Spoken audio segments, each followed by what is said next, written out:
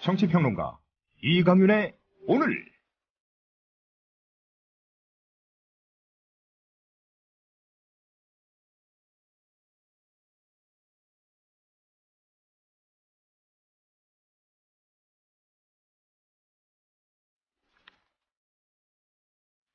안녕하십니까? 이강윤입니다. 10월 22일 수요일 시작합니다. 통일부 출입기자단이 어제 정부의 대북 정책과 관련한 거짓 브리핑 그리고 비밀주의를 비판하는 성명서를 냈습니다. 출입기자들이 자신들의 출입처를 비판하는 성명서를 내는 것은 대단히 이례적인 일입니다. 성명서 발표 이유는 최근 남북 접촉 과정에서 나타난 정부의 거짓말 때문입니다. 정부는 지난 13일 2차 고위급 접촉을 10월 30일에 갖자고 북한에 제안해 놓고도 기자들에게는 아직 정해진 게 아무것도 없다고 여러 차례 말했답니다. 더구나 지난 7일 서해 북방 한계선 부근의 남북 해군 교전 직후 북한이 두 차례나 청와대 국가안보실에 긴급 접촉을 제안했던 사실은 북한이 뒤늦게 공개해서야 비로소 알려졌습니다. 그전까지는 꽁꽁 숨겨왔습니다. 통일부 출입기자들은 이런 일련의 비밀주의 이면에 일단 모든 걸 보안에 붙이고 보자는 것 아니냐, 외교안보의 컨트롤타워인 청와대 국가안보실은 왜 주요 사안마다 통일부나 국방부에 설명을 미루느냐, 이렇게 반문하고 있는 겁니다. 남북 문제야말로 전략과 국민적 합의가 중요하다는 건 상식입니다. 국민적 합의는 투명성에서 확보된다는 것 역시 상식입니다. 잠시 후 시작합니다. 사람이 온다는 것은 실은 어마어마한 일이다. 그는 그의 과거와 현재와 그리고 그의 미래와 함께 오기 때문이다. 한 사람의 일생이 오기 때문이다. 정현종님의 시처럼 한 아이의 일생을 만나는 마음으로 교육하는 학교가 있습니다. 아이들에게 고향이 될 작은 시골 학교, 16년의 대안학교 푸른꿈 고등학교에서 아이들을 기다립니다. 문의 전화는 063-323-2258 검색창에 푸른꿈 고등학교를 검색해보세요. 주문번호, 상담번호 어떻게 알리지? 또 그 광고비는... 걱정 마세요. 번호를 따로 알릴 필요 없이 말로 거는 1636 말하는 전화면 해결됩니다. 외우기 힘든 번호 대신 1636 누르고 상호명을 말하면 바로 연결됩니다. 우와, 이렇게 간단할 수가... 신청하려면 어떻게 해야죠? 네, 1636 누르고 말하는 전화라고 하시면 상담원이 연결됩니다. 이제 번호 누르지 말고 말로 거세요. 1636 말하는 전화. 회식 후에 고고. 안전하게 고고. 집에 갈 땐 고고. 회식 후에 안전하게 집에 갈 땐 고고 대리운전. 말로는 대리운전. 고고 대리운전. 1636 누르고 고고 대리운전. 네네, 고고 대리운전입니다. 이젠 누르지 말고 말로 걸자고요. 말로 거는 대리운전, 고고 대리운전. 엄마, 소나돼지는 안 돼요. 말하는 전화 문의는 1636 누르고 말하는 전화라고 말해주세요. 고고 대리운전 수익금의 일부는 국민TV에 후원됩니다. 이웃나라 일본 연금제도는 어때? 2012년 기준으로 일본은 모든 국민에게 기초연금 77만 원을 지급하고 노동자에게는 별도로 후생연금 208만 원을 주고 공무원들에게는 공무원연금 282만 원을 지급한대. 그럼 국민들에게는 기초연금 77만 원에 208만 원을 더해서 285만 원을 주는 거네. 그렇지. 일본은 공적연금만으로 노후생활 70%를 책임져 주는데 우리나라는 사적연금과 국민연금 모두 합해서 노후생활 보장률이 30%밖에 안 돼. 그래? 우리나라와 일본 차이가 많이 나네. 국민 여러분, OECD 국가 중 공적연금 수준이 가장 낮은 나라가 일본입니다. 공무원연금을 낮출 게 아니라 국민연금을 공무원연금 수준으로 높여야 합니다. 공적연금 강화, 국민 여러분과 함께 만들어가겠습니다. 전국 공무원 노동조합. 네. 뉴스 브리핑 시작하죠. 최혜윤 PD, 어서 오십시오. 네, 안녕하세요. 네. 소방직 국가공무원 전환. 이것은 결국 이번 정부조직법 개편에서 무산됐군요. 네. 가칭 국가안전처를 신설하고 독립기구인 해양경찰청과 소방방재청을 폐지해 국가안전처 산하로 흡수하는 내용의 정부조직법 개정안이 최종 확정됐습니다. 새누리당의 정부조직법 개정 태스크포스와 안전행정부는 오늘 국회에서 조찬을 겸한 협의회를 열었는데요. 여기에서 새누리당은 안행부가 성안한 정부조직법 개정안 원안을 대부분 유지하기로 의견을 모았다고 윤영석 원내대변인이 전했습니다. 해경과 소방방재청은 원안대로 국가안전처 산하 내부 조직인 해양안전본부와 소방방재본부로 전환이 됩니다. 네. 당정은 다만 원안대로 해경 수사권을 모두 경찰에 넘기면 각종 사건 사고 시 초기 현장 수사와 대응에 공백이 발생할 수 있는 만큼 초동 수사권은 해양안전본부에 남겨놓기로 했습니다. 네.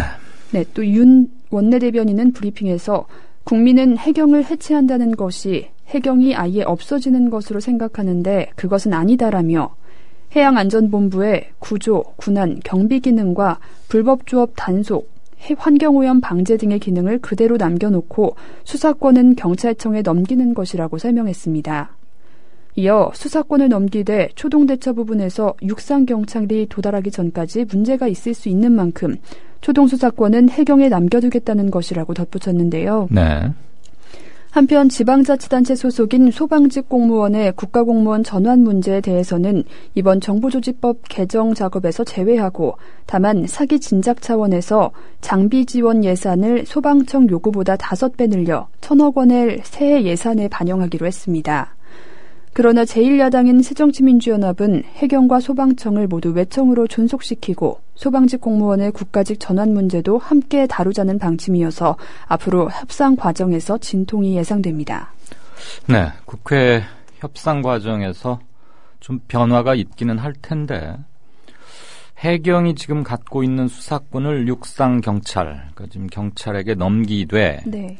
경찰이 해상에 무슨 사고가 났거나 했을 때 현장에 도착할 때까지의 초동 수사권은 해경에게 남겨둔다. 이 네. 부분이 탁상 행정이 아니기를, 이를테면 물론 뭐 많은 시뮬레이션이나 이런 걸 해보았으리라고 짐작해주고 싶지만 이게 과연 명확히 구분이 될 수 있는 것인가, 수사권과 관할권 이런 것들은 나중에 문제가 됐을 때는 책임 부분하고 직결되니까요. 네.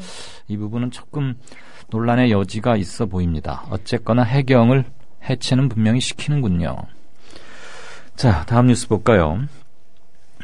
일본이 사상 최대의 무역 적자를 기록했어요. 그래서 한 2년 전부터 잠시 반짝하던 이른바 아베노믹스가 끝난 것 아니냐, 이런 얘기도 나오고 있죠.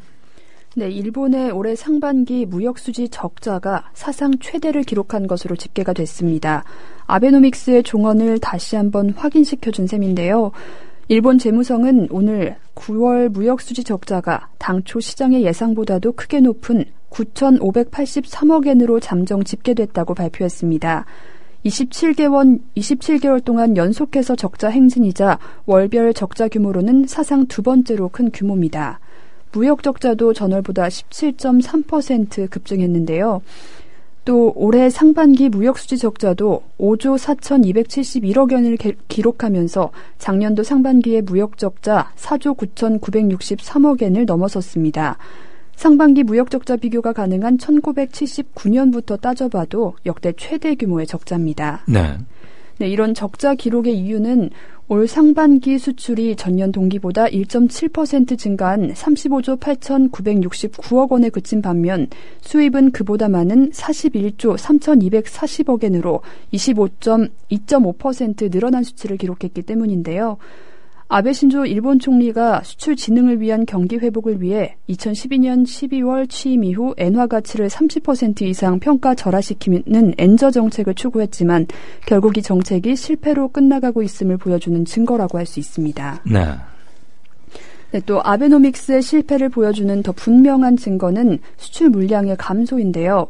엔저로 인해 수출이 약간 늘어난 것처럼 보이지만 이것은 어디까지나 엔화 기준에 의한 착시 현상일 뿐이고 달러 기준으로 봤을 때는 이미 크게 감소했고 실제로도 수출 물량이 줄어든 것으로 조사가 됐습니다. 네. JP뉴스에 따르면 2013년도 일본 수출은 엔화 기준으로 9.5%는 증가했지만 달러 기준으로 보면 도리어 10.2% 감소했고요. 물량 기준으로도 1.5% 줄었습니다.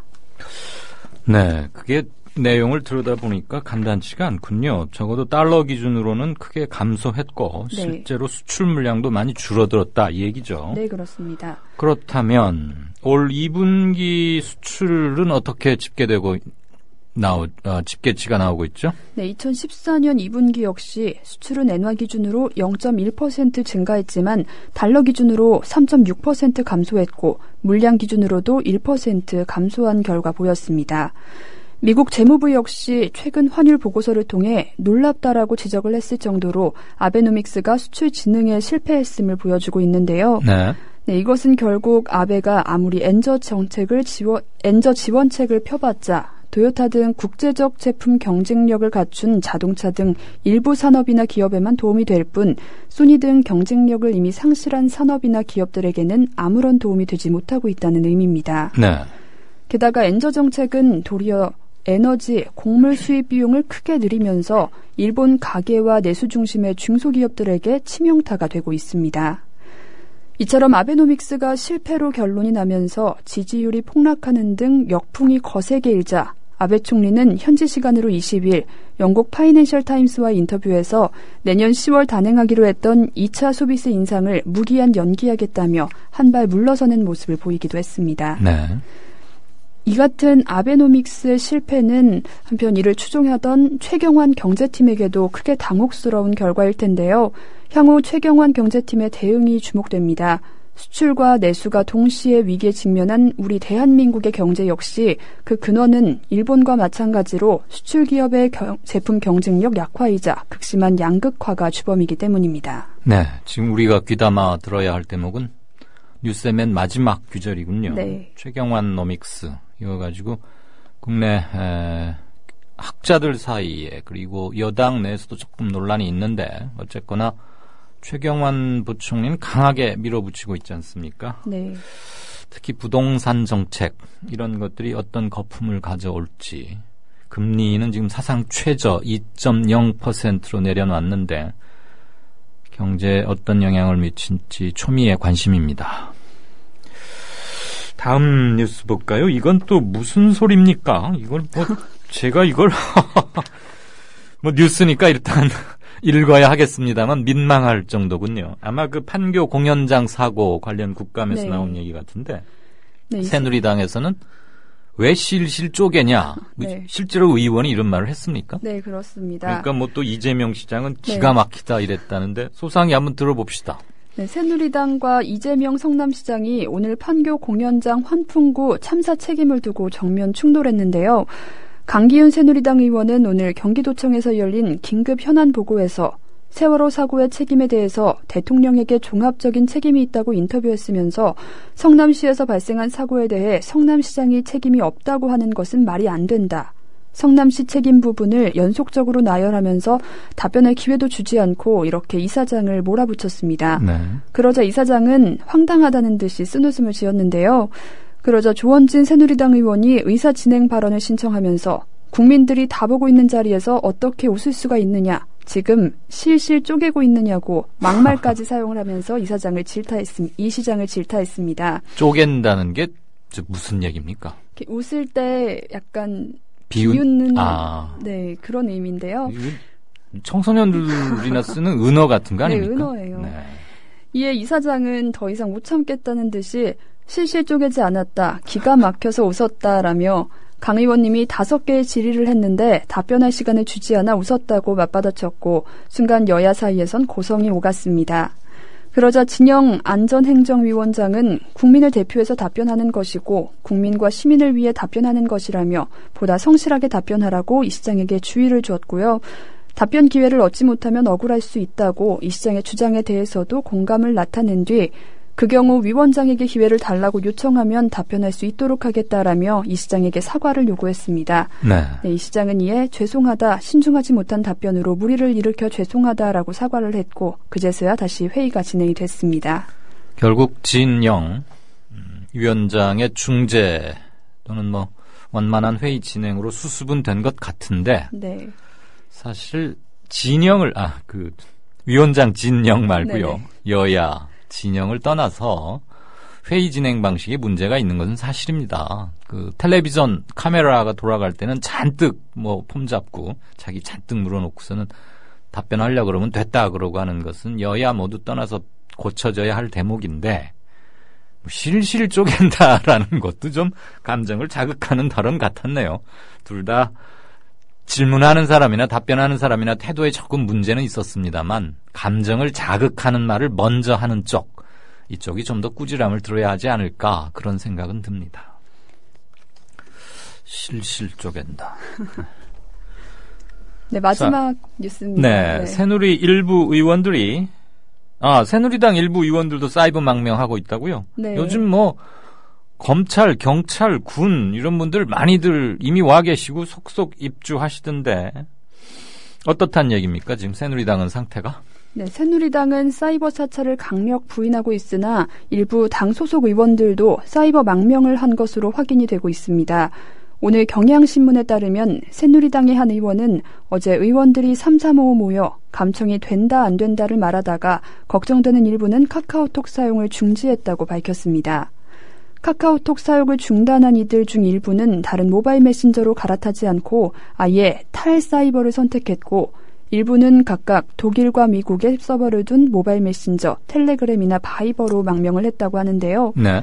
친박계 의원 A씨와 B씨 또 비박계인 B의원 C의원은 텔레그램 애플리케이션을 사용하고 있고 핵심 당직을 맡은 한 의원도 텔레그램 앱을 설치했다고 합니다. 또 카카오톡을 수시로 사용했던 한 비박계 중진 의원은 사이버 사찰 논란 후 텔레그램을 주로 활용을 하고 있는데요. 네. 새누리당 소속한 광역단체장도 텔레그램 앱을 깔았다고 합니다. 또 박근혜 비상대책위원회 위원들, 또 원외 친박계 인사들도 사이버 망명 대열에 이름을 올렸습니다. 텔레그램의 사용에 불편을 느낀 몇몇 의원들은 바이버로 옮기기도 했는데요.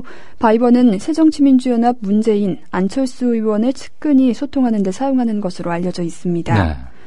여당 의원들의 사이버 망명은 일종의 사이버 이중 국적을 취득하는 것으로 보이기도 하는데요. 네.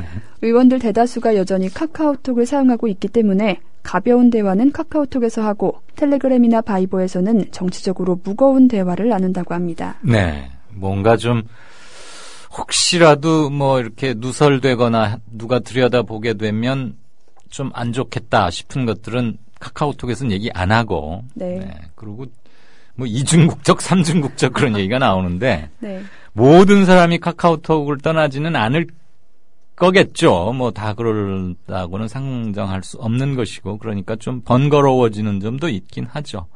바이버는 지금 이 사이버 망명 사태가 나기 전에 안철수 의원이 사용한다고 그래서 조금 화제를 모았었는데 워낙들 텔레그램으로 많이 이사를 가고 바이버로는 그렇게 많이들 오지는 않는 것 같아요. 바이버는 이미 한글 안내도 하고 있었는데 어쨌거나 한번 벌집을 쑤셔 놓으니까 하긴 검사들도 텔레그램 이사가 안 되니까 말 다 했죠 자, 뉴스 브리핑 지금까지 최혜윤 PD였습니다. 고맙습니다. 네, 감사합니다. 미디어 협동조합 국민TV 뉴스K 앵커 노종면입니다. 정치 권력, 재벌, 특정 지배주주로부터 오염되지 않는 언론, 국민TV가 그 실험을 해나가고 있습니다. 이런 언론이 지속 가능하다면 다른 여러 언론도 따라올 것입니다.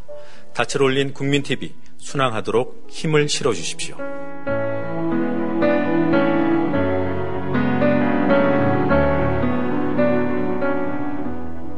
월 11,000원의 조합비 납입. 조합원 여러분의 많은 동참을 바랍니다. 자동납부는 미디어 협동조합 홈페이지 국민.tv 또는 서울전화 3144-0933, 서울전화 3144-7737로 신청하실 수 있습니다. 여러분에게 언론 혁명으로, 그래서 자부심으로 보답하겠습니다. 네, 5시 49분 막 들어왔습니다. 한 주의 중반인 수요일인데 비가 오고 나니까 꽤 쌀쌀하고 며칠 사이에 서울 시내 가로수들도 알록달록 단풍으로 다들 갈아입었네요. 올해는 왜 그렇게 더 오는 가을이 좀 야속하게 느껴지는지 모르겠습니다. 저만 그러는 건지. 오늘 진짜 인터뷰는 정의당의 천호선 대표입니다. 제가 게시판에도 프로그램 시작 조금 전에 올려는 뒀습니다만 천 대표에 대해서 시콜콜한 것도 좋고 좀 묵직한 담론도 좋고요. 궁금한 점, 듣고 싶은 점 있으시면 올려주십시오. 제가 준비한 질문과 꽤 겹칠 수도 있다고 봅니다만 그렇지 않은 것들은 충실히 반영하도록 하겠습니다. 그리고 내일은 차제에 함께 안내를 미리 해드리죠. 내일은 지금 새정치연합이 조직강화 특위라는 걸 지금 가동 중이지 않습니까? 전국의 지구당 위원장을 당협위원장이죠. 다 교체를 할, 다는 아닙니다만 중요한 비대위의 아주 중요한 일 중에 하나인데 덕양 을에 문용식 평당원이 있습니다. 현재는 평당원이죠. 한때는 인터넷 소통위원장도 맡았고 나우누리 그리고 아프리카 TV의 창립자로도 이름이 알려져 있었죠. 고 김근태 의원과 학생 때부터 서울대 재학 때부터 고락을 같이 했고 IT 분야에 있다가 정치로 들어왔는데 초반 고생은 좀 많이 하는 편입니다. 문용식 위원장을 연결해서 새정치연합 비대위의 문제점 그리고 이번 조직 강화 특위의 작업, 인선 작업이 갖는 의미 이것이 향후 총선에도 직접적으로 영향을 미칠 터이니까요. 그리고 새정치연합이 어떻게 해야 진짜 혁신을 이루어내고 국민들의 신뢰를 전통적 지지 기반의 신뢰를 다시 회복할 수 있을까 이런 것들에 대해서 좀 얘기를 나누겠습니다. 오늘 올려주시면 헷갈릴 수 있고 게시판이 조금 복잡해지니까 내일쯤 올려주시면 좋겠고요. 분분이님께서 지금 막 5시 51분에 글을 올리셨는데 지금 TV조선에서 금천구 가산동에 땅굴이 있다고 인터뷰를 하고 있답니다. 아, 그래요? 무슨 땅굴일까요? 설마 금천구 가산동이면 여기 디지털밸리가 있고 하는 서울 남서권에서는 아주 한복판 아니겠습니까? 땅굴 하면 흔히들 북한 땅굴 이런 걸 생각할 수도 있는데 아마 그런 건 아니지 싶고요. 싱크홀인지 뭔지. 근데 제가 지금 TV조선을 볼 수가 없어서 혹시 TV조선 보도 내용을 조금 누가 짤막하게 올려주시면 고맙겠습니다. 근데 TV조선은 참 이렇게 센세이셔널한 걸 잘 해요.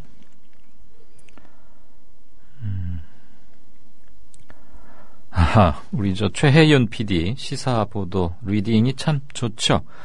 조금 힘있게 읽으면 좋겠다고 말씀 주신 분도 계셨습니다. 잘 안 들리셨나 보죠? 여성이고 좀 성량이 그렇게 크지 않을 수도 있었을 거예요. 미니님께서는 쪼개다. 이게 사전에 등록된 말입니까? 자동사, 속된 말로 사람이 소리 없이 입을 벌리고 웃다. 그러니까 속어지만 사전에 등재는 되어 있는 모양이군요. 그 관련해서 이재명 때리기가 본격적으로 시작된 게 아니냐라고 오케이마리님 그리고 캣23님은 국회에서 양아치들이나 쓰는 말을 하니까 국회의원 자질이 좀 없어 보인다 이러셨고요. 김영민 PD가 휴가 중인데 조간 브리핑은 하나 봐요. 그러면 전화로라도 석간 브리핑을 할 일이지. 우리 최혜윤 PD 더 바쁘게 말이야. 이번 주까지라니까 다음 월요일이면 돌아오겠죠. 덩클님 좋은 방송 감사드립니다. 아유 별 말씀을요. 제가 감사드리죠. 들어주셔서 고맙습니다. 전호선 대표 인터뷰 환영한다는 말씀도 주셨고요. 통일부 기자들 성명서에 낸 거에 대해서 국물도 없수다 님이 아주 또 제대로 한번 꾸짖어 주시네요. 정부 칭찬하는 기사들 위주로 쓰던 기자들도 거짓말에는 열받는가 보군요. 그러니 세월호 가족들이 당한 거짓말은 얼마나 아팠겠습니까? 당해봐야 아는 세상. 네, 돌콩님 잘 듣겠습니다. 고맙습니다. 그리고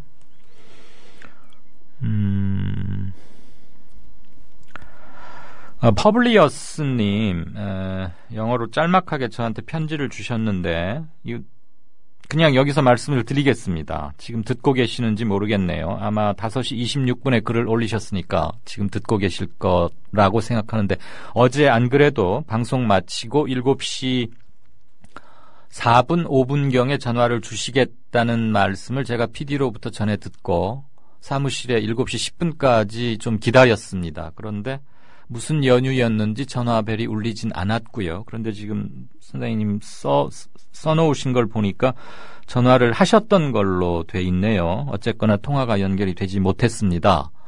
일단 죄송하고요. 제가 PD에게는 제 개인 셀룰라폰 번호를 알려드리라고 말씀을 드렸는데 아마 전화 통화 자체가 안 된 것 같고요. 퍼블리어스님 그리고 에피타프님께도 함께 드리고자 합니다. 제가 이 공개된 장소에 제 이메일 주소나 개인 휴대전화 번호를 올리는 것은 조금 그러하니까 대단히 죄송하지만 수고를 끼쳐서 송구스럽지만 페이스북을 하신다면 페이스북에서 제 이름을 치면은 아마 맨 위에 나오지 않을까 싶은데요. 수고스러우시겠지만 그곳에 메신저를 이용해서 기별을 주시면 제가 제 전화번호나 이메일 주소 또는 그곳을 통해서 소통하는 건 어떨까 싶습니다. 제가 뭐 대단해서가 아니고요. 이메일 주소를 이렇게 몇몇 공개된 공간에 올렸더니 좀 성가스러운 일이 많이 좀 있었고요. 1벤지, 2벤지 하는 사람들로부터도 뭐가 아주 스팸성, 인신공격성 이런 것들이 너무 쇄도해서 제 이메일 주소를 별건 아니지만 여기에 공개하지 못하는 연유를 저간의 사정을 좀 헤아려 주실 것을 부탁드립니다. 네. 수호천사장님께서는 에볼라 공포, 국립중앙의료원 간호사들이 왜 사표를 냈나 그러면서 이종복 진료부원장 겸 에볼라 대응 TFT 위원장이 말하기를 미국 의료진 감염 등이 영향을 미쳐서 아마 지금 대통령께서 나가가지고 며칠 전에 아셈 회의에서 우리도 에볼라 관련해서 의료진 파견하겠다고 그냥 본인이 탁 선심 쓰듯이 이렇게 통 크게 약속하고 와버렸잖아요. 사실은 이거 자원봉사로서 희망자들 뽑아서 가야 되는 건데 그거 가지고 좀 말이 많았는데 그 여파로 국립중앙의료원 여기 을지로에 있는 거죠. 거기 간호사들이 사표를 낸 모양이군요. 이래서야 안 되는데 말이죠. 네, 참. 수호천사짱님, 천호선 대표가 이강윤 앵커님의 후배 맞지요? 한 가지 물어보고 싶은 것 있어요. 아무리 날고 뛰어도 왜 진보 쪽 지지율은 항상 그 자리인지, 빅텐트로 모일 수는 없는지, 힘을 좀 합쳤으면 좋겠다는 게 제 생각입니다. 제가 후배입니다. 천호선 대표가 저의 선배입니다. 1년 선배고요. 예. 네, 빅텐트 얘기는 저도 준비를 했었습니다. 지금 질문들 많이 주시는데 이거 갈무리를 해서 최대한 반영하겠습니다. 조금 있다가 게시판 다시 체크하죠. 정치평론가 이강윤이 함께하는 국민라디오 이강윤의 오늘.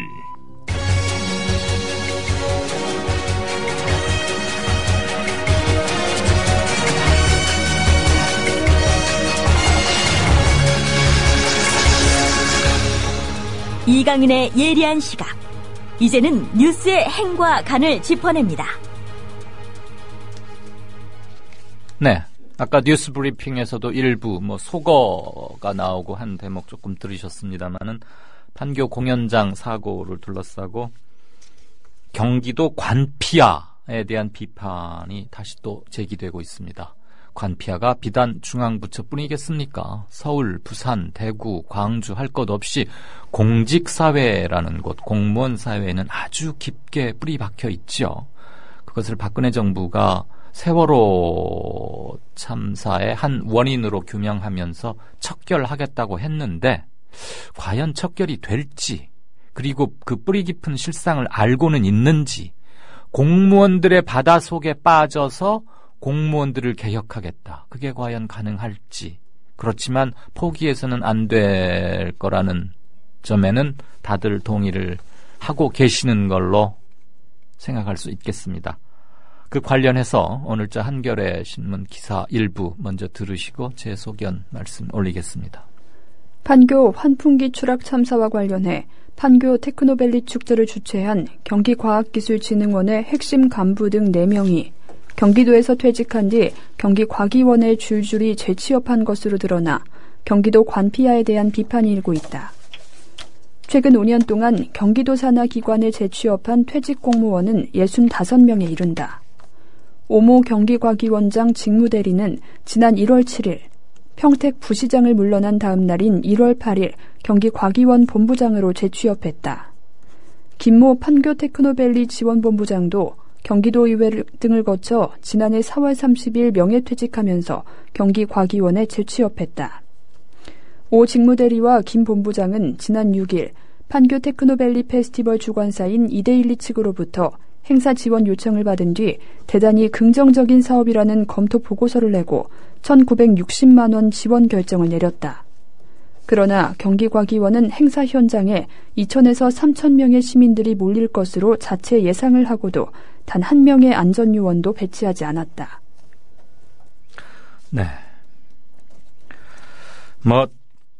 서울중앙부처의 네로라 하는 사람들이 공무원 좋은 자리, 이른바 꽃보직 마치고 또 아주 다들 가고 싶어 하는 자리, 연봉도 많고 힘도 세고 그런 자리로 가는 관피아의 상징만 이렇게 익숙해지다 보면 이거 별건가 하실 수 있어요. 사실 또 사고가 안 났으면 이런 기사가 나오지도 않았을 거라고 봅니다. 국정감사에서도 이렇게 경기도 도청에서 퇴직한 관리가 지금 몇 명이 어디가 있느냐 이런 거 그렇게 물었겠습니까? 항상 우리는 고귀한 생명을 잃고 나서야, 그때서야 비로소 무슨 문제가 있는지 들춰보게 되는 거죠.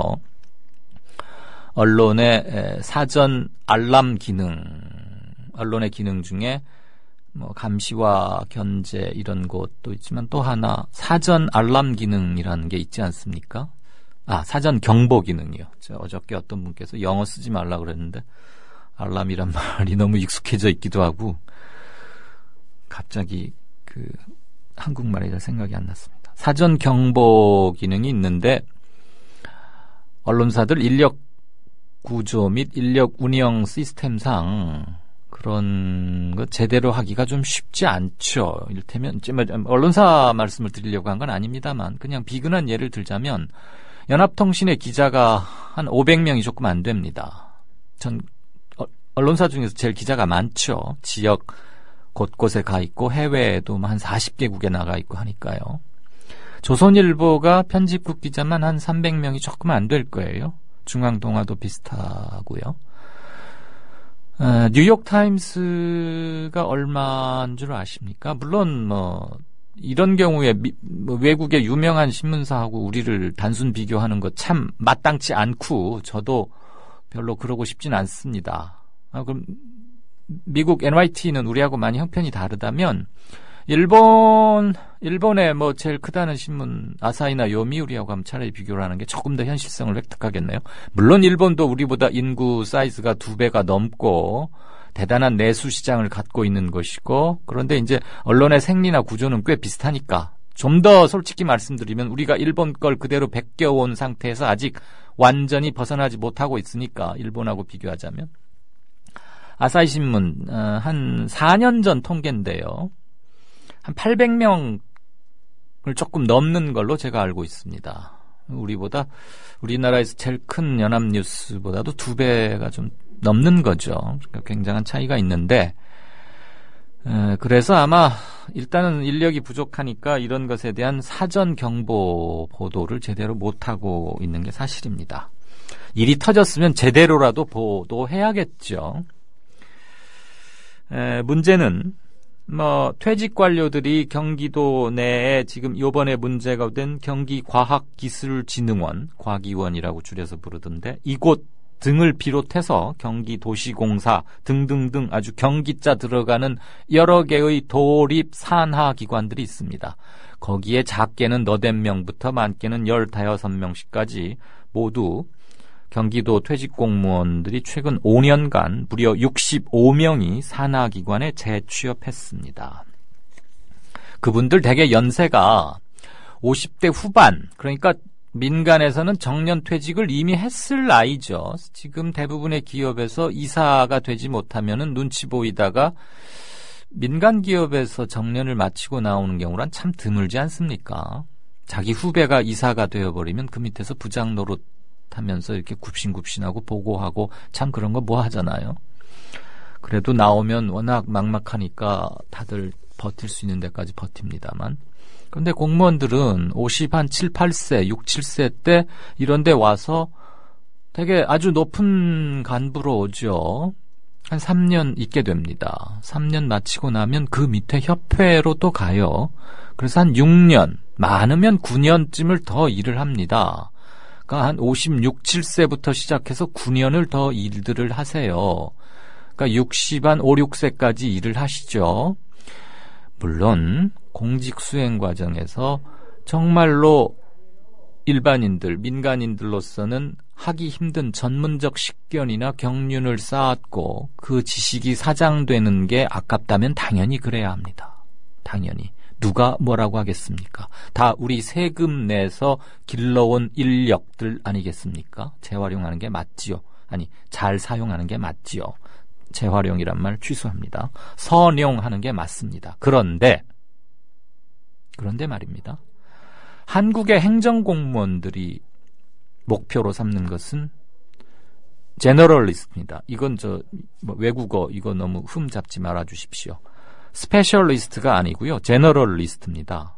전문가를 목표로 공직 초기부터 입문해서 일을 가르치거나 이렇게 하는 게 아니고요. 골고른 균형 감각을 높이 산다는 비명하에 한국의 행정관료들은 모두 다 제너럴리스트, 뭐라고 번역해야 되죠? 포괄적인, 일반적인 어떤 그냥 관료들을 지향하게 됩니다.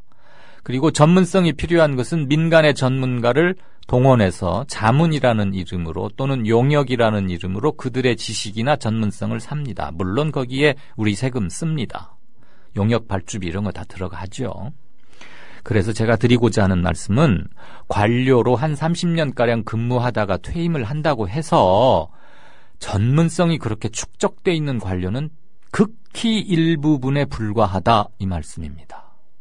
그 무슨 식약청 이런데 그다음에 무슨 공업진흥청 중에 어떤 분야, 지금 공진청은 없어졌습니다만 이런 몇몇 분야가 아니고서는 대부분 행정 업무, 일반 서류 업무를 주로 한 분들입니다. 그래서 사실 이분들의 무엇을 그렇게 큰 또 나랏돈, 다 그 경기도, 경기과기원 이런 데도 다 세금이거든요. 지자체라고 지방세 그거 다 세금 맞죠. 중앙부처만 그런 건 아니니까. 그래서 참 민간에서는 50대 중후반이면 중반이면은 아주 특출난 몇몇 사람들을 몇 퍼센트를 제외하고는 대부분 이제 일자리를 놓고 나와서 치킨집을 한다거나 이런 자영업자 쪽으로 가거나 아무튼 제2의 인생을 시작하면서 많은 실패들도 하는데 이분들은 아주 땅 짚고 헤엄친다고 볼 수 있습니다. 민간인들에 비하자면 왜 이분들도 고충이 없기야 하겠습니까마는 저는 그거 솔직히 마땅치 않습니다. 왜? 제가 못해서요? 그게 아니고요. 60한 5, 6세까지 그러니까 관을 퇴임하고 나와서 짧게는 6년, 길게는 9년 정도. 그러니까 2텀을 하느냐, 3텀을 하느냐 이건데 6년 내지 9년을 다시 한번 국민들의 부담 위에 얹혀서 편승해서 그냥 어딘가로 출근을 더 하는 거예요. 과연 이분들이 무슨 생산성을 갖고 있거나 고도의 혁신을 발휘한다거나 그거 아닙니다. 그리고 도산하기관, 또 중앙부처로 말하자면 어느 특정 부서의 그 유관기관 또는 산하기관, 그곳을 다 공무원들이 선후배가 이렇게 물려가면서 바톤 터치하다 보니까 정말로 민간과의 접목이 필요하고 창의성이 있고 그런 것들 제대로 되지 않습니다. 그냥 자기들 양로당처럼 가는 코스로 여겨요. 그것을 일부에서는 식민지라고 표현하는 행정관료들도 있습니다. 그거 뺏기면 앙앙불락하고요. 그런데 이번 사고도 보십시오. 오 직무대리와 김 본부장이 이데일리 측으로부터 행사 지원 요청을 받은 뒤 대단히 긍정적인 사업이라는 검토 보고서를 내고, 그러니까 사인했단 말이겠죠. 1960만 원 지원키로 결정을 한 사람들입니다.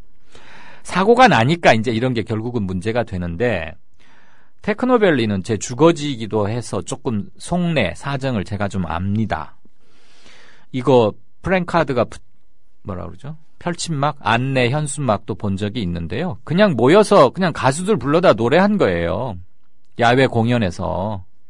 무슨 뭐 IT 기업인들의 노고를 치하하고 그거 다 붙이기 나름이죠. 포미닛인가 뭐 티아라인가 이런 그룹들 와가지고, 티아라라는 그룹이 있던가요? 아무튼 뭐 있었어요. 그 출연 예정자 명단에. 그거 해서 노래하면 그렇게 큰 위로가 됩니까? 실은 그거 이데일리 측이 자기들 사세도 과시할 겸 이걸 빙자해서 사업한 거거든요. 장사, 쉽게 말하면. 테크노밸리에 입주한 기업들로부터 출연금 얼마씩 협찬금 받아가지고 행사한다는 명목으로 홍보도 하게 하고, 그러면서 전 벌려놓고 연예인들 이렇게 좀 해서 북적거리게 한 다음에 그 과정에서 사고 난 거예요. 1960만 원 지원하고 자기들이 예측하기에 2-3천 명의 시민이 몰릴 것으로 자체 예상을 하고도 단 한 명의 안전요원도 배치하지 않았지 않습니까? 공무원들 일하는 방식입니다. 그 밑에서도 알아서 하겠지. 설마 뭔 일이야 나겠어? 누가 그 환풍구 올라갈까 설마. 거기 그냥 공원 같은 데니까 한 2시간 동안 저 풍악 좀 울리고 풍각 좀 깨갱 하다가 뭐 사람들 가면 되는 거 아니겠어?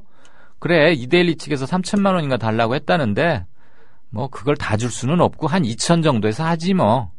이랬던 겁니다. 이런 것들이 전국적으로 지역적으로 수십 개, 수백 개 10월을 맞아서 문화의 달이라는 이름하에 열리고 있을 겁니다. 사고가 안 났으면 그럼 관피아 얘기 들어가도 좋으냐? 천만의 말씀이죠. 그래서야 안 되죠. 경기도시공사가 2010년부터 올해까지 모두 14명 사장, 감사, 본부장 등으로 재취업했습니다. 경기도 직원들이. 낙하산 1위입니다. 경기콘텐츠진흥원, 경기개발연구원, 경기중소기업종합지원센터, 경기과기원, 경기복지재단, 심지어 경기영어마을, 한국도자재단에도 각각 4명에서 10명씩 취업하는 등 당연한 관행으로 여겨지고 있습니다. 경기영어마을에 필요한 것은 영어를 잘하는 원어민 교사 이런 사람들 아닐까요?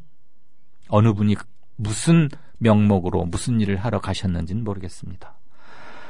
관피아 말은 해오고 있는데 고쳐지는 거 아직 없지요?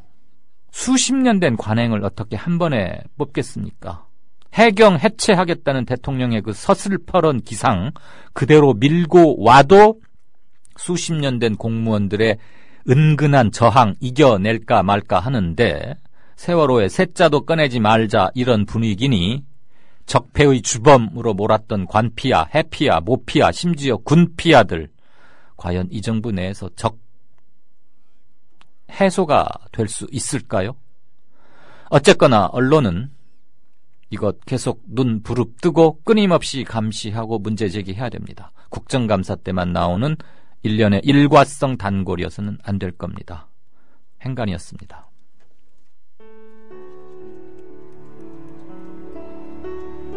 경남 거창에 사는 조합원 백함나무님. 남편의 유언으로 온 가족이 미디어 협동조합원이 됐습니다. 라디오 비평 들으실 때마다 아이고 속이 시원하다 이렇게 하시더라고요. 본인이 먼저 하시고요 가입을. 예, 그 뜻을 이제 알았기 때문에 손자 손녀 6명까지 뭐 그렇게 이제 딱 가입을 하게 됐지. 작고한 부부는 왜 국민TV 조합원 가입, 이것이 이 시대에 꼭 필요한 언론운동이라고 확신했을까요? 가슴 아픈 가족사가 있었습니다. 저는 민족일보 조영수 그분 그때부터 관심을 많이 가지시고 저 동아투이 그때 남편이 저 광고도 내고 또 한겨레 주주도 되시고 저희 시어른 되시는 분이 보도연맹에 억울한 죽음을 당하셨습니다. 중학교 때 아버지가 억울하게 그리고 옥살이 하실 때 그 도시락을 가지고 감옥에 가서 어느 날 갑자기 그래 이제 총살 당했다는 그런 걸 안 겪었으면은 또 뭐 평범하게 살았을 수도 있는데.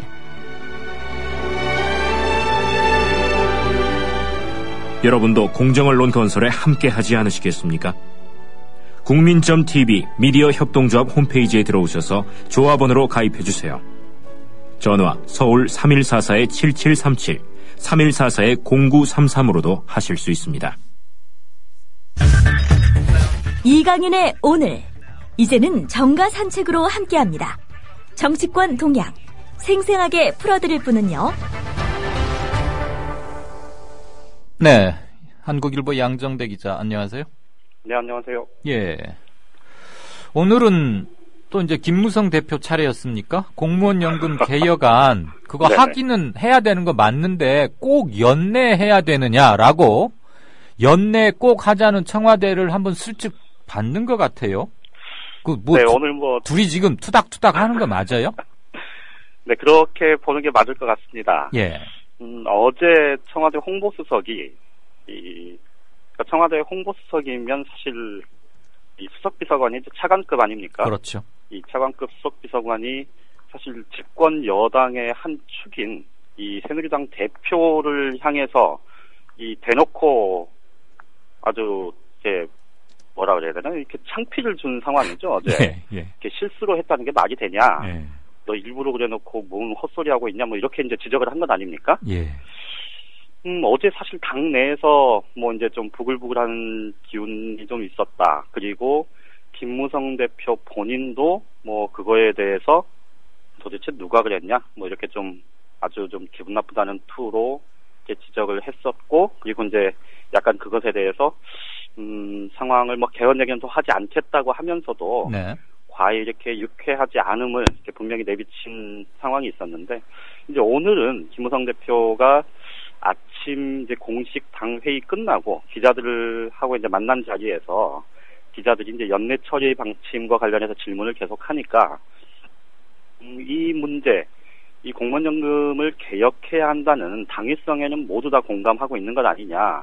그러니 반드시 해야 될 문제지만 이게 꼭 뭐 한다면 그게 시기가 중요하냐. 이렇게 질문을 했어요. 그러니까 결국은 청와대에서는 연내 처리 방침을 분명하게 제시했지만 뭐 내가 그 방침에 따라서 무조건 이 밀어붙이기로 그렇게 할 생각은 없다. 이제 이거를 분명하게 내비친 거죠. 그런데 이 김무성 대표 입장에서는 사실 청와대하고 뭐 지금 당장 각을 세워서 이 현실 권력하고 맞서서 뭐 유리할 게 하나도 없고, 게다가 지금 이제 집권 2년, 이제 3년 절반도 아직 안 지났기 때문에 아직은 뭐 청와대의 막강한 권력이 사실 뭐 이렇게 맘만 먹으면 뭐 어떤 일이든 할 수 있는 그런 상황이라는 점을 뭐 이 정치권의 생리를 잘 알고 있기 때문에 김무성 대표 입장에서 이제 공식적으로 이렇게 맞부딪히는 것에 대해서는 굉장히 부담이 클 겁니다. 제가 말씀을 드렸는지 모르겠는데 김무성 대표 쪽 사람에 따르면 올해 상반기에 그 새누리당 전당대회가 7월달에 있었잖아요. 그러니까 올해 상반기에 그렇죠. 이 김무성 대표 주변 인사들, 특히 이제 뭐 사업을 하거나 거기도 뭐 김무성 대표 본인도 이제 기업인 출신이니까요. 이 사업을 하거나 하는 이 친인척들이 꽤 있는데 이 친인척들에 대해서 뭐 이렇게 세무조사가 들어간 경우들이 굉장히 많아서 이미 거액을 추징당한 사례들이 꽤 있답니다. 그러니까 이제 김무성 대표 주변 사람 얘기로는 뭐 올해 초부터 이미 탈탈 털기 시작했다 뭐 이런 표현을 쓰던데요. 그러니까 어쨌든 김무성 대표 입장에서는 어제 청와대 홍보수석이 그렇게 한 것에 대해서는 굉장히 좀 날이 서 있긴 하지만 청와대하고 그렇다고 정면으로 부딪히기는 굉장히 부담스러운 상황이고 네. 그러다 보니 자기 입장은 분명하게 얘기는 하되 그 화살은 좀 다른 쪽으로 맞추는 이제 이런 뭐 어떻게 보면 좀 성동격서 방식이랄까요? 예. 그러니까 오늘도 연내 처리가 가능이나 하겠냐 이렇게 이런 뉘앙스로 얘기를 했으면서도 예. 그 얘기의 끝은 어떻게 맺었냐면 근데 왜 자꾸 아니 청와대나 우리나 다 이 공무원연금 개혁하자는 것에 공감을 하고 있는데 왜 자꾸 언론들이 나서서 싸움 붙이냐고. 나하고 청와대하고 싸움 붙이느냐 이렇게 언론 탓을 했단 말이죠. 예. 그러니까 결국은 자기 할 얘기는 하면서도 그러면서도 그 화살이 내가 청와대를 향해 화살을 쏘고 있지는 않다는 그런 이제 뭐랄까요 그 신호를 계속 보내는 거죠. 예. 그러니까 김무성 대표 입장에서는 조금 뭐랄까요 아직은 자기 성질대로 자기 생각대로 뭐 이렇게 상황을 확 끌고 갈 수 있는 그런 상황이 아님을 좀 직감적으로 알고 있다 이렇게 보면 예. 맞을 것 같습니다. 그러니까 세게 정면으로 치받지는 못하고 그렇다고 가만히 있는 모습을 보이자니 그건 여러모로 문제가 있을 것 같으니까 그렇죠. 가시돋침말을 살짝 하나씩은 걸치고 들어가는 거네요. 그렇죠. 어제 같은 경우도 그렇게 연내 처리를 당장 해야 될 만큼 그렇게 중요한 문제면 예. 아니 왜 지금까지 아무 말도 안 하다가 그러니까. 인제 와서 난리냐 뭐 이런 얘기에 뉘앙스를 실어 보낸 적이 있지 않습니까? 예, 예.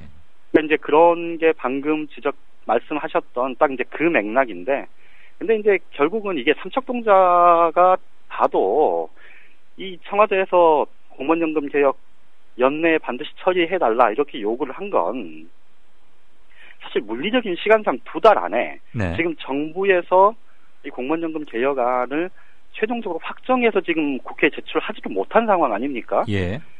정부 안조차도 지금 확정이 안 돼 있는데 이 공무원 노조는 벌써부터 반발이 굉장하고 당사자인 그리고 이 여야 간의 충분한 논의와 협상이 필요한 사안이고 그리고 또 국민적인 공감대가 충분해야 사실은 법안 처리가 가능한 상황 아니겠습니까? 네.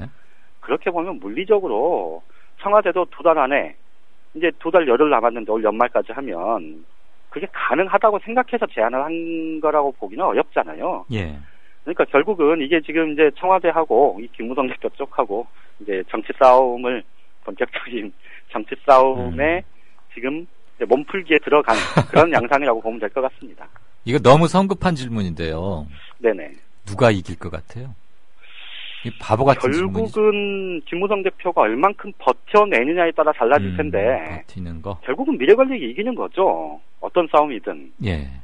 그런데 앞서 말씀드렸듯이 박근혜 대통령의 임기가 아직 반환점을 본 상황이 아니고 그리고 김무성 대표, 이 정치인 김무성이라는 사람이 사실 갖고 있는 장점도 많은 정치인이긴 하지만 네. 단점도 굉장히 많은 정치인이어서 딱 하나만 찍어주실래요? 예를 들면 이런 거죠. 정치인 김무성은 사실 전략가가 주변에 없습니다. 그러니까 김무성 대표가 이 집권여당의 새누리당 김무성 대표가 어떤 생각을 하고 앞으로 어떤 상황으로 이 전국을 끌어갈 것인가에 대해서 물어보려면 김무성 대표와 그리고 김무성 대표를 벌써 한 10년, 15년 가까이 옆에서 보좌하고 있는 네. 보좌관 한 명이 있습니다. 이 보좌관 이외에 다른 의원들 이런 사람들한테서 그 전략을 들을 사람이 없습니다. 그러니까 그만큼 지금까지는 이회창의 김무성, 박근혜의 김무성으로 정치를 해왔기 때문에 정치인 김무성이 자기의 독자적인 이 영역을 구축하고 정치를 시작한 게 사실 얼마 안 되거든요. 예. 그러다 보니까 김무성 대표의 가장 큰 약점은 주변에 이 전략가가 없어서 상황을 자신이 주도해가면서 끌고 갈 수 있으리란 장담을 하기가 어렵다는 게 하나가 있고요. 네. 그러니까 이게 이제 결국은 양쪽이 부딪히게 되면 당분간은 박근혜 대통령 쪽, 청와대 쪽에서 상황을 리드하고 갈 수밖에 없는 그런 상황이라는 거 하나 하고 예. 또 하나는 김무성 대표가 어쨌든 기업인 출신이고 주변에 기업인 친인척들이 많고 해서 그 자체가 사실은 뭐 이렇게 표현하면 좀 과한 얘기일 수도 있겠지만 이 우리 사회에서 이 정당하게 이 세금 신고하고 이 하는 기업인들이 그렇게 많지는 않을 거다. 뭐 이건 삼척동자도 다 아는 얘기 아닙니까? 네, 그냥 말씀 시원시원하게 하세요. 거의 없죠, 뭐. 그렇죠. 그러니까 털어서 먼지 안 날 리가 없다. 예. 이게 하나가 있고요. 그다음 마지막으로 한 가지 덧붙이자면 이 김무성 대표가 사실 말을 굉장히 좀 함부로 하는 스타일의 정치인이기도 합니다. 그러니까 YS식 이 개보 정치, 개파 정치 이런 것들은 이제 옆에서 배워온 정치인인데 이 정치인이 갖고 있는 그게 이제 지금까지는 장점일 수도 있지만 지금부터는 그게 이제 장점이 아닌 단점이 될 수도 있는데 그거를 가장 잘 파악하는 사람이 바로 박근혜 대통령이라는 겁니다. 네네. 그러니까 박근혜 대통령 입장에서 보면 김무성 대표 같은 정치인 스타일은 사실 굉장히 다루기가 편하죠.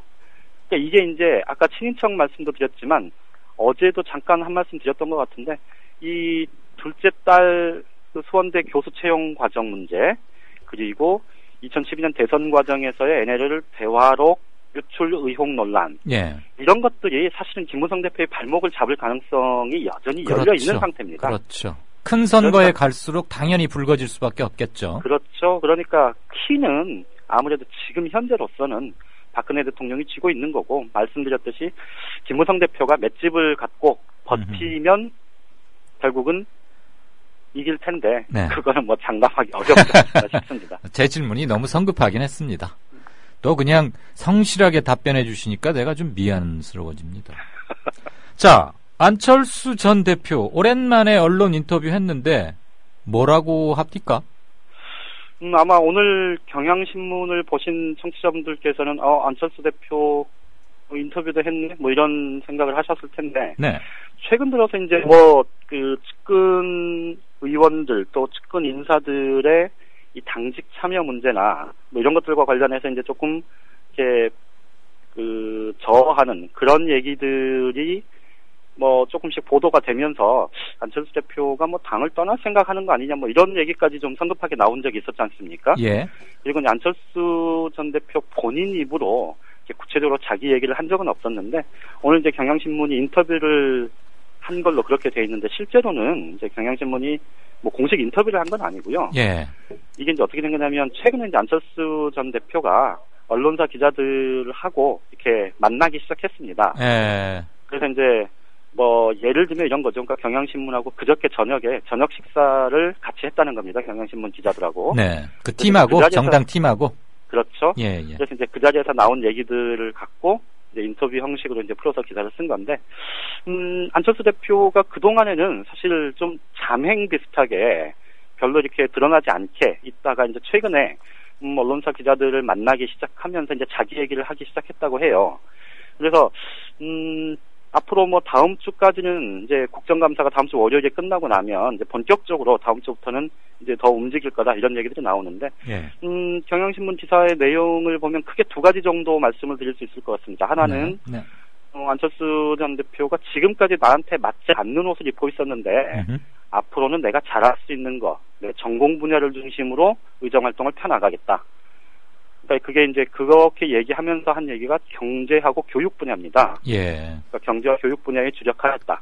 지금까지. 그리고 내가 정치개혁, 이런 경제나 교육이나 이런 게 잘 안 돌아가는 게 결국 정치 문제 때문이라고 생각을 해서 예. 정치개혁을 화두로 들고 정치에 입문을 했는데 그게 나한테는 안 맞는 옷이었더라. 뭐 이런 얘기를 했고요.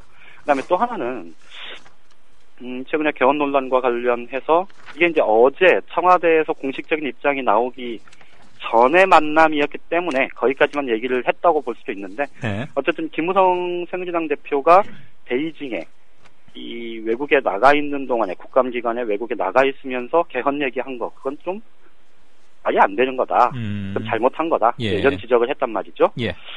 아마 어제 청와대 발언이 나왔었으면 그것에 대해서도 코멘트를 했다면 아마 청와대 쪽을 향해서 비판의 날을 세웠을 텐데. 예, 기사가 좀 더 커질 텐데. 그렇죠. 어쨌든 이제 그 김무성 대표의 개헌 발언에 대해서만 초점을 맞춰서 비판한 그 자체는 오늘 기사가 나왔기 때문에 좀 다소 약간 왜 이러지? 아니 이건 김무성 대표가 그런 얘기 한 것도 뭐 문제는 문제일 수 있겠지만 네. 지금 야권의 공세의 초점은 오히려 청와대에 맞춰져야 되는 것 아니야? 예. 뭐 이런 생각을 할 수 있는 것 아닙니까? 그렇죠.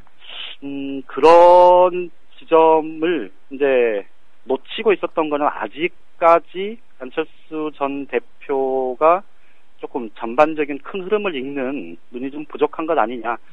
그리고 김무성 대표가 이제 서둘러 사과한 것이 결국은 청와대 압박 때문 아니냐고 이제 야당이 지금 공세의 수위를 높여가고 있는 상황 아닙니까? 예.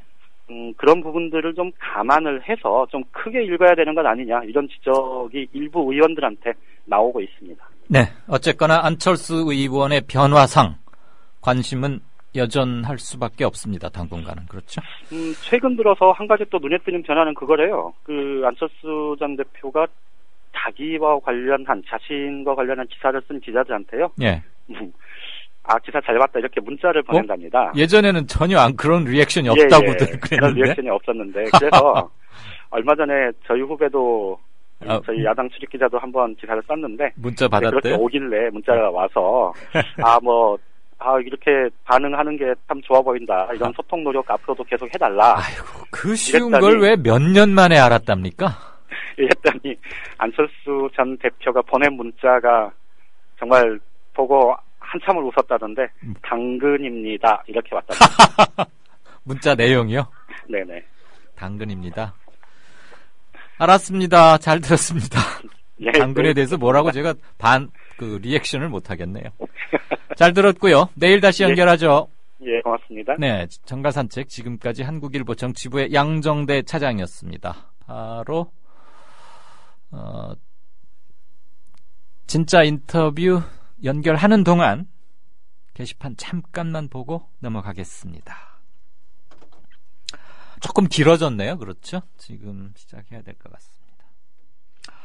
2375라는 닉네임을 쓰시는 분. 세월호 특별법도 못 만드는 것들이 감히 개헌, 청와대와 새누리, 국민 향한 정치쇼에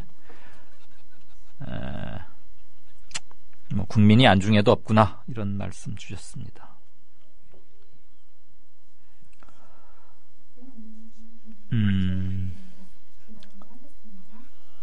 기업인 출신 지금 김무성 대표 얘기하는 건데 뒤가 엄청 무른 사람이다. 또 뭔가 야당에도 한 명 있는 거 아니냐 이런 견해 주셨네요. 네, 자 천호선 정의당 대표 전화 연결돼 있는 것 같습니다. 네, 천호선 대표님 안녕하십니까? 예, 안녕하십니까? 아유, 안녕하십니까? 예. 목소리가 여전히 낭낭하고 좋으시군요. 그렇습니까? 다행입니다. 네. 제가 이강윤의 오늘이 5시 반부터 7시까지 90분간 진행되는데요. 예. 5시 한 20분경에 오늘 진짜 인터뷰 모실 분은 천호선 대표님이다고 짤막하게 올리면서 좀 질문을 주시라. 예. 제가 준비한 것과 겹치지 않은 범위 내에서 다 전해서 진행하겠다고 그랬더니 한 20여 건 이상 써주셨어요. 예, 걱정되네요. 네, 걱정하셔야 할 질문도 몇 개 있더군요. 그렇습니까? 예, 빨리빨리 진행하겠습니다. 예.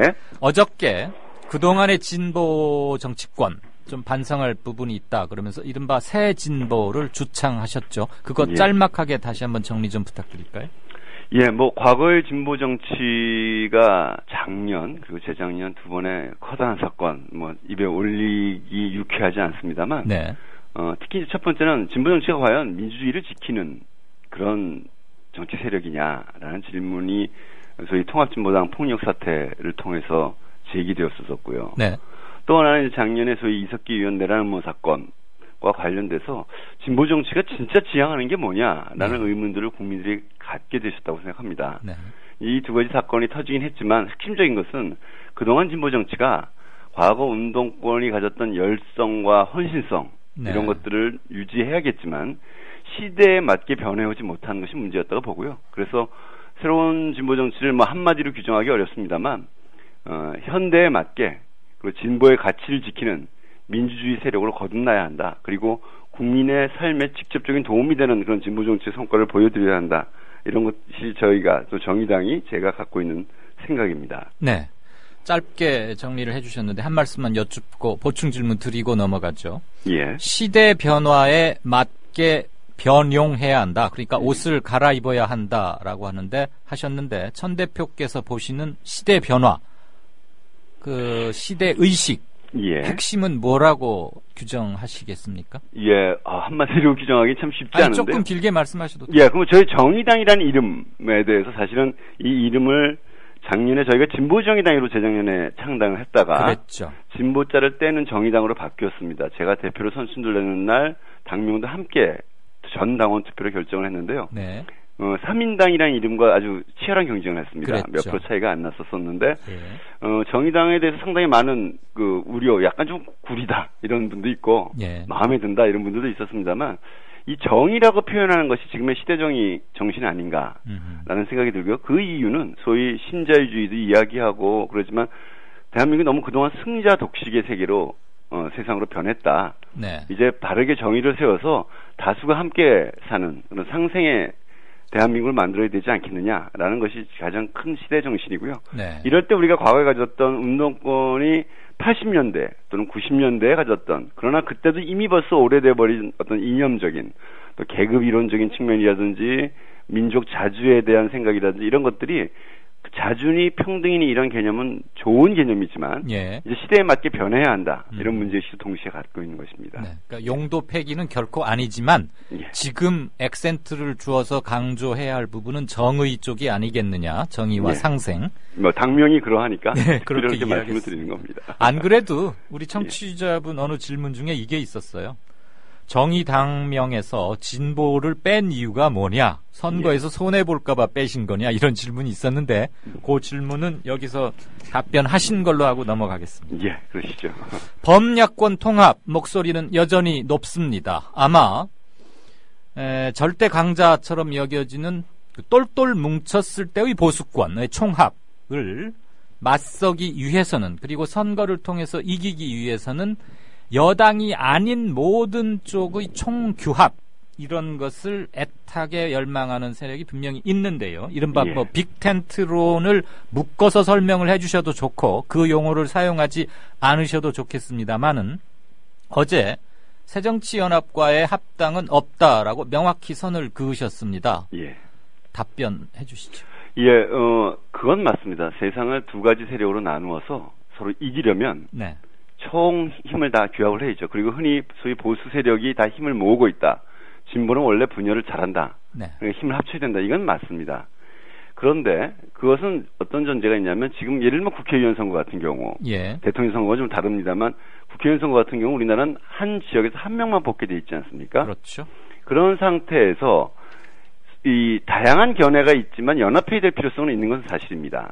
그런 것들은 저는 과거에 선거 직전에 후보 단일화를 위한 연대 이런 것들은 국민들께 이제 환영받지 못한다는 것을 저희도 잘 알고 있습니다만 어느 나라에서나 제도에 맞게 정치연합, 연합정치라는 건 있는 것이거든요. 저는 그런 것이 있을 수 있다고 봅니다. 문제는 그 논리가 일종의 횡포의 논리가 되는 것입니다. 큰 정당과, 그렇지만 다른 가치와 다른 운영 원리를 가진 작은 정당이 있을 때 너희들 힘합해라 라고 하는 것은 결국엔 작은 정당이 큰 정당의 무릎을 꿇어야 되는 것이거든요. 그럴 수도 있습니다. 그런데 문제는 그 과정에서 지금 최근에 새정치연합, 그냥 민주당이라고 부를 수도 있을 텐데요. 새정치연합이 혁신을 10몇 년간 외쳐왔지만 지금 거의 역사상 최저의 지지율을 받고 있고 자기 혁신을 하지 않아서 문제가 생기고 있지 않습니까? 거꾸로 무조건 당신들 단결해라라고 하는 것이 제1야당의 어떤 지금 이 퇴보, 이 몰락을 자초해온 논리 중에 하나가 아닌가, 저희는 그렇게 생각합니다. 그래서 선거 제도를 바꾸는 것도 중요하지만, 그건 뒤에 말씀드릴 수 있는 기회가 있으면 드리겠습니다만, 연합정치는 필요하지만 지금은 야권의 혁신이 필요한 것이고, 그래서 서로의 경쟁도 중요하다. 그래서 더 큰 새정치연합, 더 큰 정의당이 돼서 힘을 합치는 것이 오히려 보수를 이기는 길이다. 저희는 그렇게 생각하고 있습니다. 그러니까 각자 혁신 경쟁을 통해서 자신들의 지분 또는 파이를 최대한 늘린 연후에 중대한 기로 또는 계기를 앞두고는 창조적인 연합, 이런 거 생각해 볼 수 있다. 우선 당장 지금 2016년 총선을 의식해서 바로 합치거나 이러지는 않겠다, 이렇게 이해하면 되겠습니까? 흔히 빅텐트론이라고 그러죠. 그러니까 이기기 위해서는 다 모여야 된다. 큰 텐트 밑에 작은 텐트들 쳐라 라고 이야기했습니다. 그것이 전혀 일리 없는 얘기라고 생각하지는 않습니다만 지금 가만히 돌이켜 보시면 어떤 뭐 관점은 다릅니다만 민주당 안에 들어가서 개혁을 하려고 했던 여러 가지 노력들 진짜 할 만큼 다 해봤습니다. 국민의 명령 운동이라고 해서 수만의 시민들이 들어가서 당 대표까지 뽑아본 적도 있고요. 그리고 또 안철수 의원도 나름대로 정치 혁신을 하겠다고 들어갔습니다. 그러나 전혀 개선되지 않았습니다. 예. 지금 뭐 특별히 새로운 아이디어가 있는 것도 아닙니다. 그런 상태에서 혁신의 핵심은 결국엔 기득권을 버리는 것인데 네. 제가 어제도 그런 말씀을 어디서 드렸습니다만 기득권을 스스로 버릴 각오를 하지 않으면 안 될 텐데 과연 민주당 새정치연합 내 혁신을 주도하는 분들이 자기 기득권을 버릴 각오가 돼 있느냐 그리고 당장 제1당이라는 그 지위가 흔들리는 것도 감수하면서 네. 혁신할 각오가 돼 있느냐 예. 저희는 그렇게 보진 않고 이미 그런 것들은 충분히 검증되고 실패가 확인된 것 아닌가 그렇게 네. 생각합니다.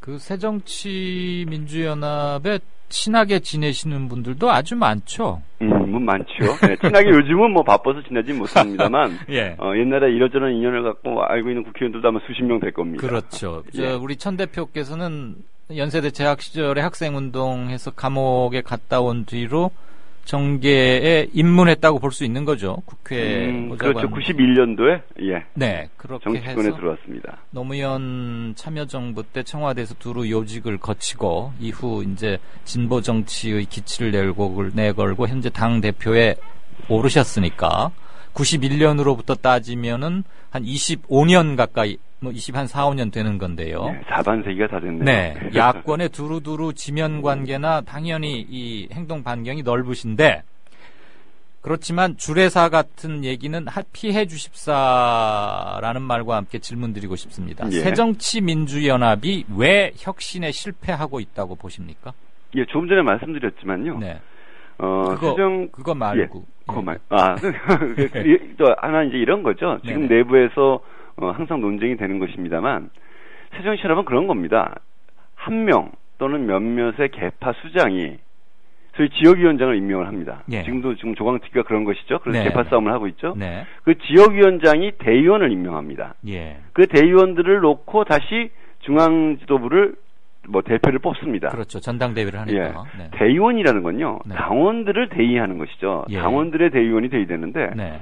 끊임없이 몇몇 정치 엘리트들이 자기들끼리 권력을 나눠먹는 싸움을 하는 겁니다. 예. 일반적인 당원들이 권한이 하나도 없죠. 그러다 보니까 어떤 현상이 나타나냐면 이 당원들이 점점 노령화됩니다. 왜냐하면 새로운 정당 당원들이 안 들어오니까. 네. 들어와서 당원으로서 보람 있는 저 당을 내가 주인이 돼서 할 수 있다는 생각이 들지 않기 때문이죠. 네. 제가 에피소드를 하나 말씀드리자면 2008년도에 국민참여당이라는 당을 네. 만드는데 주도적인 역할을 했는데 그 전까지 저는 민주당에서 진짜 온갖 일을 중앙당과 지역 소위 옛날 지구당 사무국장까지 다 해봤습니다. 예, 예. 제가 있었던 지구당 사무국장을 90년대 초중반에 했던 곳이 있는데 그걸 네. 2007년도 청와대 끝내고 갔다 와봤어요. 예. 그랬더니 제가 30대 초반에 이제 네. 굉장히 젊은 사무국장이었습니다만 네. 그때 이제 40대 중반에 형님들 누님들이 있었죠. 예, 그 예, 당에 예. 소위 연청이라고 예. 굉장히 열심히 민주주의를 위해서 헌신했던 분들입니다. 김대중 대통령과 함께. 그렇죠. 문희상 씨도 연청 회장하셨었죠. 그렇죠. 네. 그런데 제가 한 15년 지난 뒤에 그 당에 놀러 갔더니 네. 그분들이 이미 다 60세 전후가 되셨어요. 어허, 예. 그 뒤에 새로운 젊은 당원들을 거의 찾아보기가 힘듭니다. 그래서 아직도 그분들이 그 역할을 수행하고 계시던가요? 그렇죠. 그분들은 이미 이 역할에 익숙해져 계신데 그분들도 이미 주인이 아니고요. 네. 새로운 젊은 당원들이 들어오고 새로운 시민들이 참여해서 그런 것들이 당에 반영돼야 당이 시대에 맞게 변해나갈 수 있을 텐데 이미 그런 것들이 구조적으로 네. 어려워진. 그래서 제가 어제 그런 말씀을 드렸습니다만 이건 일종의 예고된 구조적인 몰락이다. 민주당이 서서히 10몇 년 전서부터 그렇게 시작되었다. 저는 그런 판단을 하고 있습니다. 우리가 산에 가보면 고사목이라는 것을 가끔 보게 되는데 예. 신진대사가 되지 않으면 그렇게 되는 거죠. 예, 그런데 그런 표현을 조심하셔야 됩니다. 이게 그냥 노인 폄하의 발언으로 되기 때문에 저는 그런 뜻은 전혀 아니고 네네네. 항상 젊은 분들이 들어오고 예. 다양한 시민들이 참여해야 네. 좋은 정당이 될 텐데 우리 정당은 결국엔 한 1000여 명 정도의, 몇천 명 정도의 대의원들로만 되는 이 새정치연합은 네. 그런 정당에 머물고 말았다라는 것이죠. 예. 새정련이 고사목이라는 얘기는 아니었고요. 갑자기 그게 연상됐다. 거기까지만 말씀드리겠습니다. 예. 최근 새누리당과 청와대 사이에서 개헌을 두고 티격태격하고 있습니다. 개헌은 어느 특정 정파 사람들이 마음이 맞아서 우리끼리 한번 해보자 이래서는 될 것 같지는 않은데요. 그렇죠. 천 대표 또는 뭐 개인적인 생각이셔도 좋고 정의당 차원의 개헌에 대한 입장 그리고 있다면 권력 구조나 정부 형태는 어떤 것을 선호하시는지요? 예, 뭐 저희는 아직 그 입장을 정하지는 않았습니다. 네. 당 차원에서 정하지는 않았는데 개헌이라는 것의 핵심은 제왕적 대통령제를 좀 바꿔보자. 이게 가장 큰 것 아니겠습니까? 네. 그렇게 되면 지금의 대통령제보다 이제 4년 중임제를 하자라는 의견도 있고요. 예. 그 다음에 내각제를 하자. 그 다음에 그 중간 형태인 이원집정부제를 하자. 이런 것 중에 하나가 될 겁니다. 현실적으로.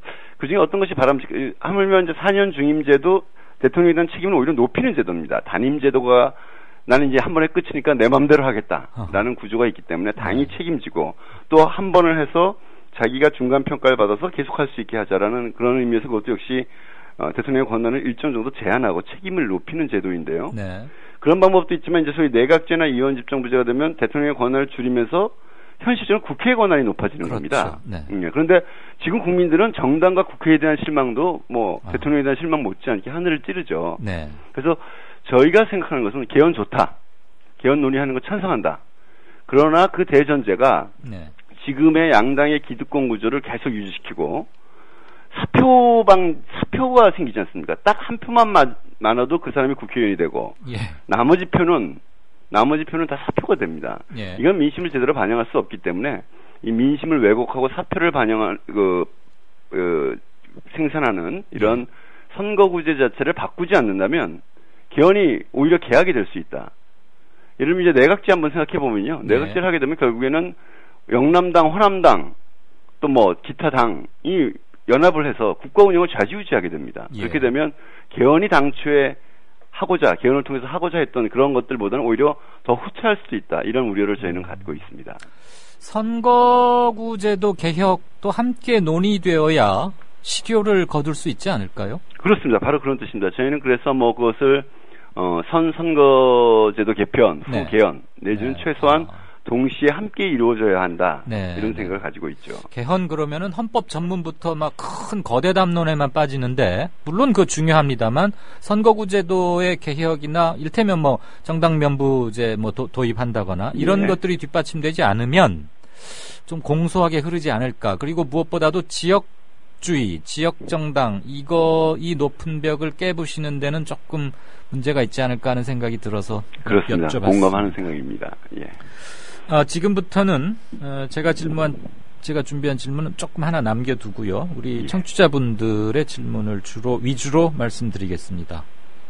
이거는 짧게 단답해 주시면 좋을 것 같네요. 정의당 당원 수를 공개하실 수 있습니까? 예, 저희 공개합니다. 많지 않습니다만 열성적인 당원들이기 때문에 14,000명 정도 됩니다. 14,000명이요? 예. 그렇게 많은 숫자는 아닌데요. 물론 그 열성의 강도는 또는 충성도는 굉장히 높겠지만 국민 속으로 파고들기 위해서는 지지율 확산 또는 확대가 필요하다고 봅니다. 어떤 방안을 갖고 계십니까? 예, 뭐 그것도 길지 않게 말씀드리면 길게 하셔도 됩니다. 아, 그렇습니까? 저희가 창당한 지 2년이 됐는데 올 초까지 뭐 지지율 숫자에 연연하진 않습니다만 1-2%대에 머물렀습니다. 그러나 이제 지난 6.4 지방선거와 7.30 선거를 통해서 뭐 때로는 더 많이 나오기도 하지만 4, 5%, 뭐 좀 적게 나올 때는 3몇 %가 나오죠. 지금 3에서 4 정도로 보고 있더라고요. 통상. 많이 나올 때는 5%도 나옵니다.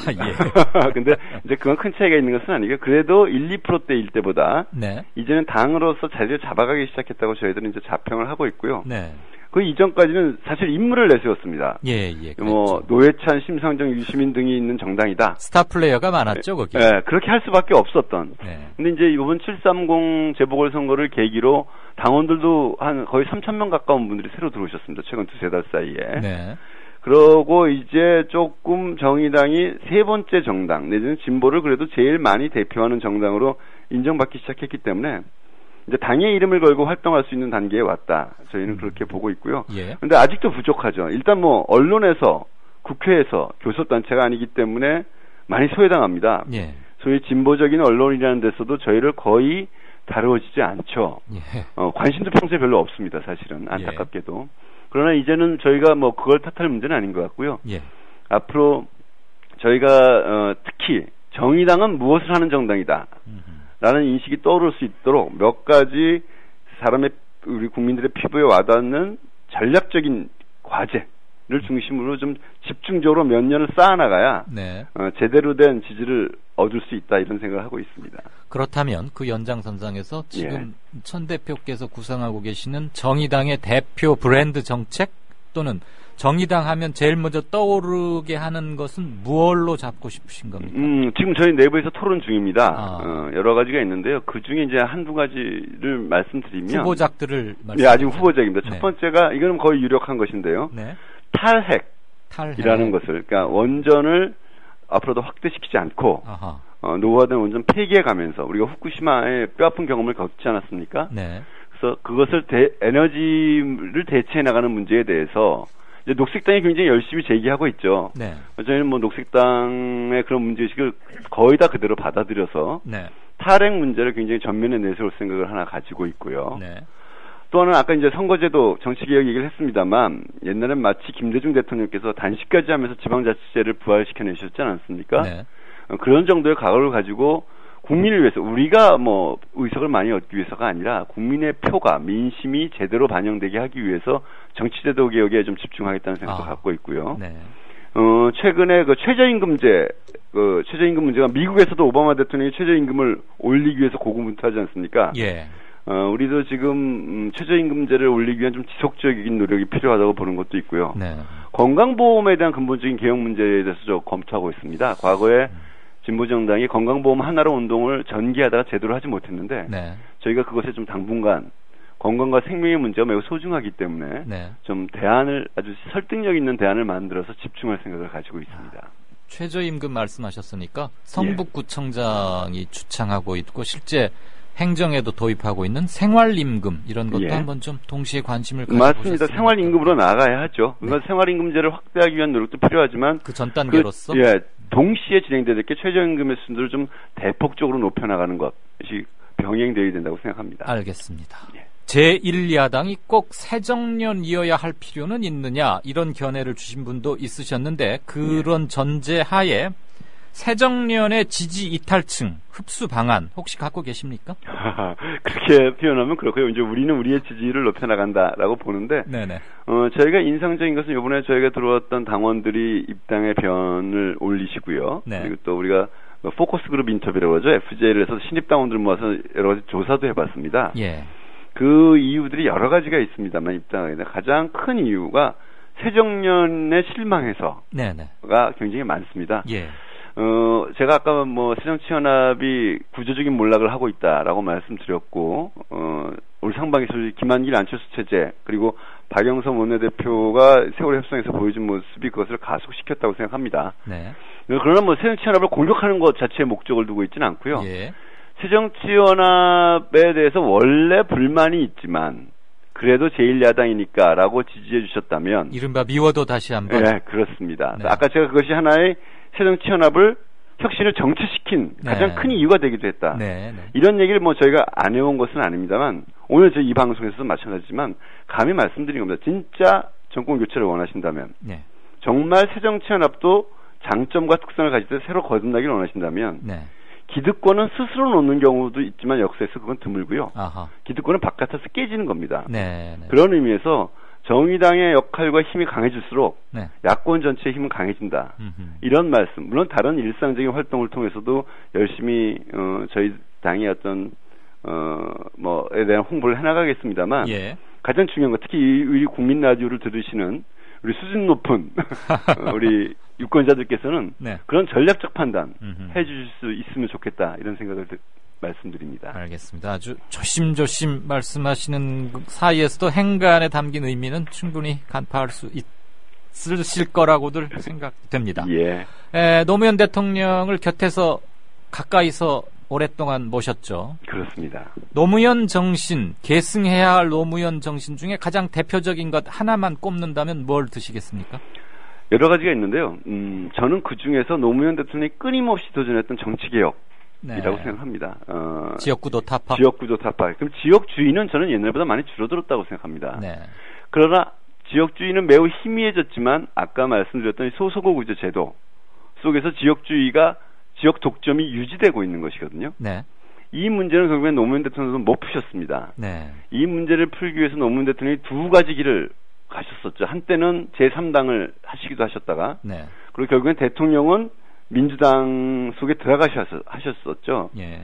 저는 지금도 어떤 것이 옳다라고 단언할 수는 없지만 노무현 대통령이 바깥에서 지역구도를 깨서 정말 국민의 의사를 대변하는 정치 체제를 만드는 그 정신, 그것을 잇겠다는 정신을 가지고 지금 정의당을 하고 있다고 생각합니다. 네.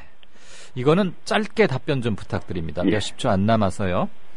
당명이 얼핏 옛날 전두환 씨가 하던 민정당이 연상되는데 당명을 바꾸실 용의가 있으십니까? 이런 의견도 있습니다. 지금 당원들이 결정한 지 얼마 안 됐기 때문에 네. 저희는 적어도 대통령 선거 때까지는 이 당명 그대로 가야 될 것 같습니다. 알겠습니다. 예. 이 게시판을 나중에 우리 천 대표도 직접 확인하실 수 있는데요. 팟빵닷컴이라는 데 들어가면 아마 예. 저 보좌진이나 비서실에서 다 알고 계실 겁니다. 직접 보실 수 있는데 제발 다음번에는 꼭 국회에 좀 들어가시라 이런 성원이 많았다는 거 전해드리면서 오늘 인터뷰 마치겠습니다. 예. 긴 감사합니다. 시간이고 따로 질문지가 없이 증문즉답식의 인터뷰였는데 응해주셔서 감사합니다. 예, 감사합니다. 고맙습니다. 예. 네, 진짜 인터뷰 오늘 조금 한 24분쯤 했나요? 23분. 네, 들으신 대로입니다. 판단이나 평가는 청취자분들 고유의 몫이고요. 마무리 말씀드리고 하루 접겠습니다. 통계청의 2005년부터 작년 2013년까지 8년 동안의 국내 사망 원인 통계를 보면 세대별로는 80세 이상의 자살률이 20대에 비해서 무려 최대 7배까지 높았습니다. 우리나라의 노령층 자살률은 아시다시피 OECD 회원국 평균의 4배나 됩니다. 또 시, 군, 구별 연령 표준화 자살률을 보면 강원 그리고 충남북 등 일부 농촌 지역의 자살률이 대도시보다 무려 5배나 높았습니다. 자살률 상위 10개 시군구 지역의 공통점은 일손을 놓지 못하는 고령층이 많은 인구 감소 지역이라는 점입니다. 또 자살률은 출산율이나 성장률이 높아지면 떨어지고 반대로 이혼율이 늘거나 빈부격차가 커지면 높아지는 성향을 보이는 것으로 분석됐다고 통계청은 밝히고 있습니다. 빈부격차 해소와 출산율 높이기가 생존의 기본 조건임이 수치로 입증된 겁니다. 두말할 필요 없이 생존, 살아난다는 것, 그것은 무엇보다 우선입니다. 정부의 사회 경제 정책이 이 점을 놓치고 있는 것은 아닌지 원점 재검토를 촉구합니다. 통계는 보도자료나 그래프 만들려고 뽑는 것은 아니지 않습니까? 들어주셔서 감사합니다. 이강윤이었습니다. 내일 뵙죠.